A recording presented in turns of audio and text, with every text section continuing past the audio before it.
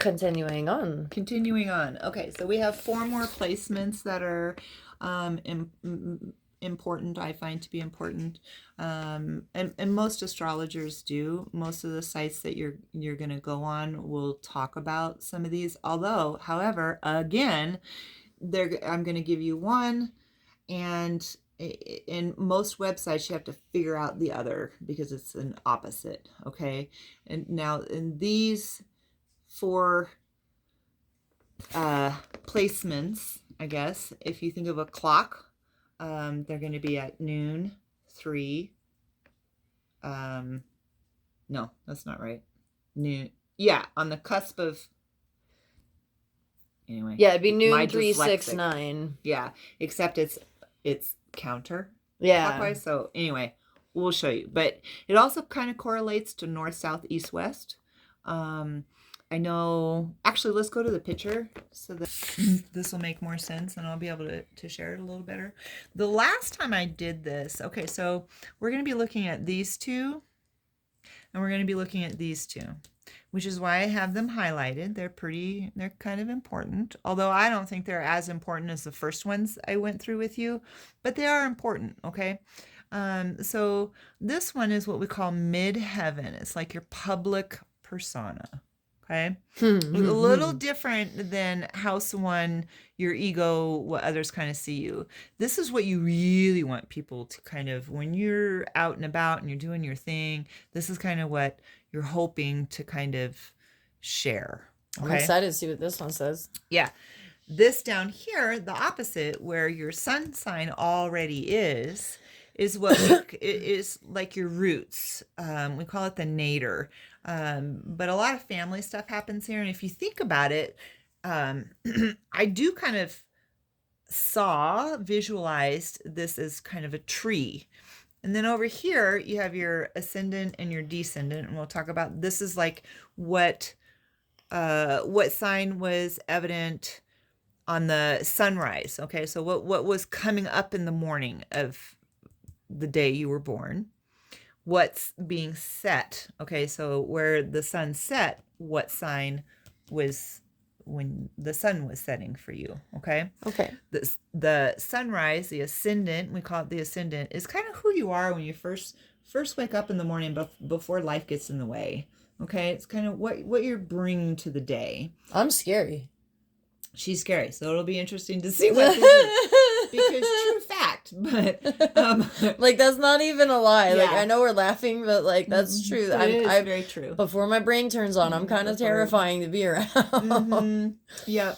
However, I will share my ascendant is Sagittarius, and Sagittariuses are very, very optimistic. They are the most optimistic of the signs. And I am that way first thing in the morning, kind of before my brain starts to get working. And, I remember the years that I was working and you girls were young, and I was not a nice person in the morning. If she didn't have her coffee, we were scared. Yeah. So, I did not appear which is like me with my Dr. Pepper. So. Yeah. But I was optimistic, but life was really getting in the way. So I did not appear to be my ascendant. So we'll look at that because in her defense, she was working full time and went to college and somehow managed to find time for all of us separately and together. So I'd be kind of crabby too because I don't think you slept much. No, I didn't. I didn't have enough sleep. I can't really. So that's your ascendant. Over here on the other side, your descendant. As you're going to, as the sun is setting, this sign is your preferred relationships. Okay, so oftentimes like your marriage partner or your life partner, oftentimes you're going to find someone with either the sun sign or moon sign. Gotcha. Okay, hopefully moon sign, because moon sign, that's your inner connection. We're really opposite. So so I'm not sure. We'd have to look at his, but it's not just your partner. It's just people that you really relate to, and the ones that you want to spend close your downtime. Relationships. The ones you really want to spend your downtime with. Yeah. Okay, that's these 2. And then, like I said, midheaven. That's like what's in the sky midday. That's your public persona. That makes sense. Okay, it's kind of in the middle of the day. I'm out and about, and who am I? what am I bringing to the table? Yeah. And then your roots is more of a quiet area. It's more ancestral. There's probably some ancestral energy that happens in here. So, all right, so let's find out what you are.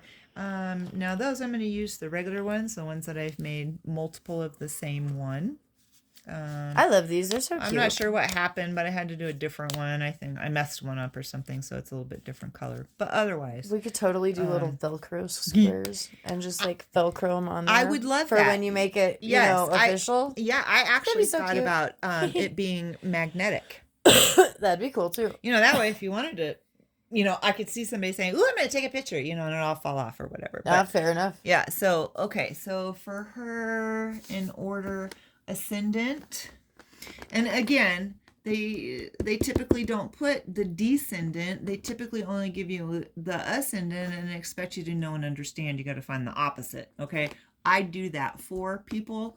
So she is Pisces, one of my favorites. I just love Pisces. Well, you've got your homework. Okay. Because Pisces are very, have a look at Pisces. Pisces, house 12. There you are again. Same kind of, Although, I have to say the Ascendant is on what we call the cusp, all right? It's not in a house. So we're not going to gather information from a house. It's in between house 12 and house 1. Gotcha. Makes sense? Okay. But if we were to look at Pisces... Let's find some characteristics of Pisces. Pisces natural home is house 12. Very feminine energy, very mutable. So Pisces are like, okay, I'm going to, kind of go with the flow. I love that about Pisces. And very watery. I totally do. And my kid is so thankful for that because he does have a couple friends that just randomly pop by. Oh, true. Symphony and it makes it way more tolerable. Yeah. Just like, oh, hey, what's up? Yeah, Symphony's much better at that. Me, not so much. I mean, sometimes if the mood is right, I can, change on a dime and go do something else. But most of the time I like to keep a schedule, which is my 21st birthday. I'm very glad you changed on a dime because that's an example. That's a great example. Yep. And when I do, she didn't know it, but she took me to one of the top 5 nightclubs in America, in Denver, and it was rated that by Rolling Stones. Yeah. It is now closed. I did not know that. It is now closed. Really? Yeah, so my only time going, and it was epic as all could be, was with her. Time. And it was amazing. It was amazing. So, when you do that sometimes, it can be really cool. But there's nothing wrong with staying in your home either. Yeah, which is my Capricorn. My Capricorn wants things to be scheduled. But when I do go outside of the box like that, I really have a good time. I don't think we're ever going to forget that. Yeah. I hope not. Because we could get to mention, be like, what happened to that club?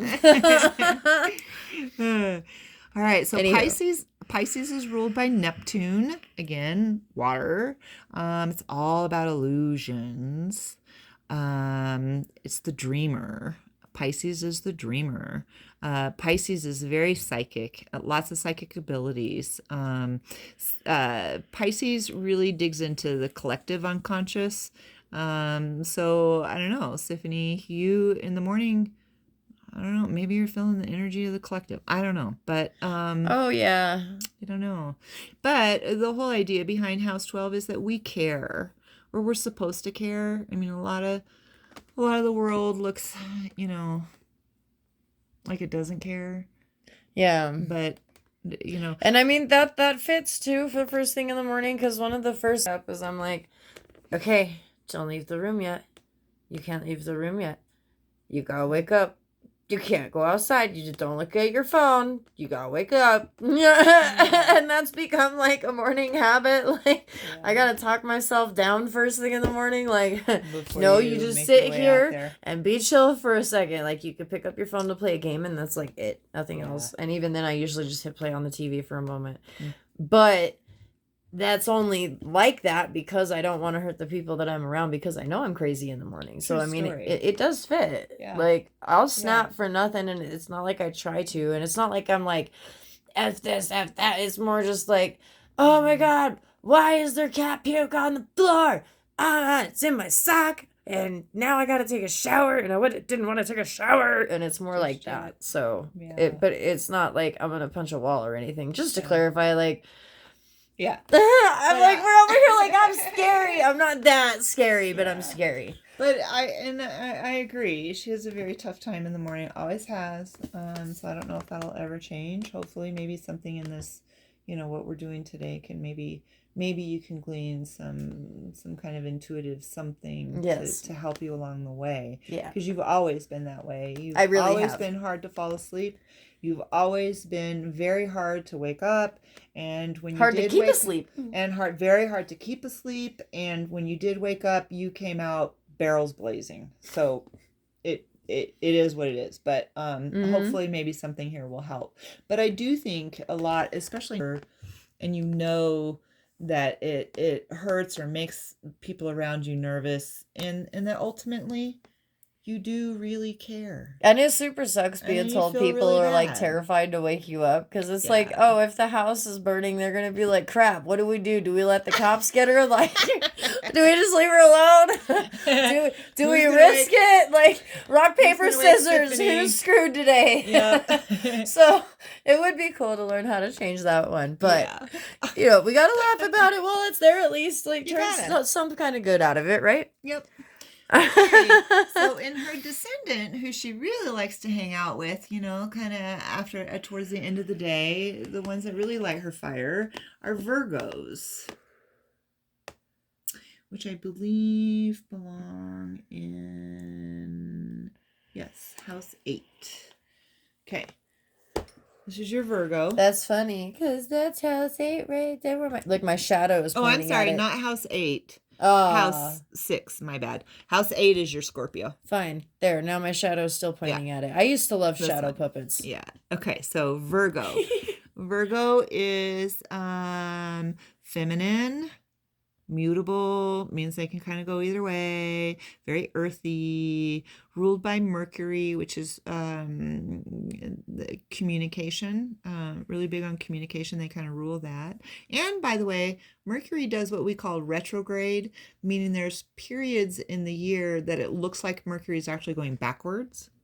And when that happens, it pulls the energy, just like it pulls the energy backwards. And so we have a hard time with communication during that time. Mercury likes to hang out in 2 houses. House 3, which is where my Chiron is, and I have really struggled with the art of communicating, especially with my siblings, which this house also rules. So I have a lot of stuff in here. But anyway, so Mercury is the communicator, okay? So that kind of tells me that you like to be conversation. I do. Lots of conversation after kind of the end of the day and things are winding down. I'm not the kind of person that enjoys being alone. True especially story. Now, sometimes, like, give me a 10-15 minute break. That's acceptable. Leave me alone for a week. I'm gonna lose my mind. She's gonna lose her mind. So where I'm gonna be happy as a lamb. I'll take it. Yeah, so I really struggled with communication, and I still kind of do sometimes, and like I put so much research and effort into it. And the crazy part is that I am phenomenal with communication. I'm just not good at managing my own speech. So like, as weird as that sounds, but I actually got a job because I was able to communicate with someone that didn't understand them. And it was freaking cool. Like, we had this, it was like an amusement park type of thing out here called Mr. Biggs. And when I'd gone in for my interview, they did a lot of stuff with the school for the deaf and blind. And one of the kids was standing at the ride, and one of the rides was it was 2 rides manned by one person. And so he didn't know what was going on. And he's like, hey, I don't know where the guy is, and he's signing it like this, making it very clear, and they did the one thing you never do. They'll be right. You never ever slow it down like that. It trips him up more than anything. So they'll be right back was like ever prolonged, and he's looking at it. He looked at me and was like, huh? And I pointed at the other game and pointed at the table and said, 1 minute. And he said, oh, gotcha. Thank you. And that got me my job. They're like, oh, wait, you can actually like communicate with these people. Like, yeah, dude, it's not that hard. You don't even have to know the exact sign language. Like, I just pointed a couple times and that was it. Like, that was it. Yeah. but it's because I understand them and I'm willing to put the effort into trying to make it work somehow. And so, like, in that aspect, I'm great at communication because I really will put my all into trying to find a way to make it work. But I also fumble a lot along the way. So it's really contradictory. Yeah. I didn't mean to like get sidetracked. No, that's okay. I do find that interesting in this because it is like a very even scale. Like yeah, and where you find those contradictions, you're gonna try to look for and figure out how to balance. So, all right, so you're like not coming out first thing in the morning until you wake up a little bit. There you go. So your midheaven is Sagittarius, which is my woo. I almost dropped my phone. Sagittarius is the archer. Oh, nice. Yeah. Oh, loves to travel. Optimistic. I do see an optimistic to you. You definitely bring to the table optimism, and so this is kind of where you're going to shine in that department. Okay, and Sagittarius is typically house 9, right next door again. Masculine. Mutable, can kind of go either way. Fiery, ruled by Saturn. Saturn, if you remember, okay, so Saturn is all about expansion. I just realized that it's upside down for them again. Oh, okay. There you go. All right. Saturn is all about expansion, okay? It wants change.